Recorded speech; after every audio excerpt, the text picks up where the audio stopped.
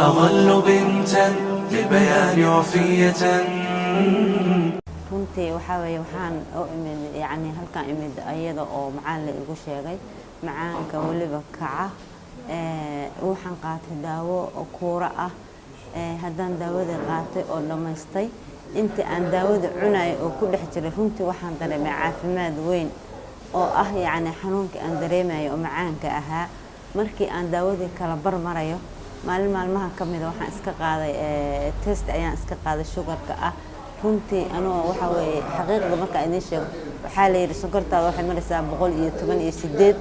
yani ma qabtid sonkor yaa sonkor kugu sheegay waxaan iri sonkor waa qabay laakiin waxaan qaataa daawo cilaaj ah waxaa laga yaabaa daawada cilaajka ahayd inay wax i tartay oo yani ay iga caawisay baa laga yaabaa marka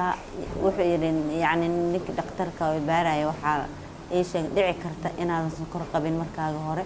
oo yani waxaan ku iri waxaan سكرابا إلى وراقها يعني بيجا لايقا قاضي أو لايقا شغل لايقا باري runtii waan soo tilmaamay wuxuu yiri waxaan rabaa inaan halkaas arko 18 sano aniga bay haysay adiga laakiin hadda sokortaada waa stable laguma moodo wax sonkor qaba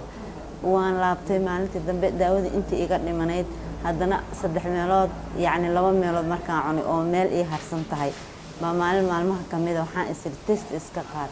haddana waa iska qaaday 18 kilo sonkorteeda inaysan 118 haddana sidii si lamid ah buu ii farmashiga kalena wuxuu yiri waxaa laga yaabaa inaysan sonkor ku haynin oo yani aad la khalday dhiigaaga marka dib ma isku baartay waxaan ku yiri sonkor waa la igu sheegay waana ikici jirtay waanan yani qabay baan ku iri laakiin hadda waa ka fiicnahay hadda waxa iiga haray wax yar oo yani qaliil ah daawadii runteena xataa tijaabo baan sameeyay macaan badan baan cunay si marka macaanka awal cuno waxaan dareemi jiray xanuun jirka u gubta anigoo yani gubanaya wax badan baan dareemi jiray waxaan cunay xalwad biskud haddana waa cunaa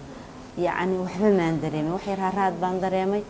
ka bacdina daqiiqado ka bacdi yani waan dhididay wax yar uu iga ba'ay xanuunkii marka runta xaqiiqda markaan ka hadlo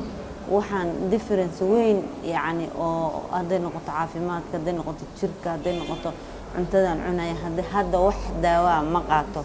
haba yaraatee ma qaato yani markaan wax dareemo in yarba ay harsan inta yartaa baan laba xabba liqaa yani waan socdaa yani waan ka fiicnaa 100% aad baan marka uga fiicnaa hadda sonkortii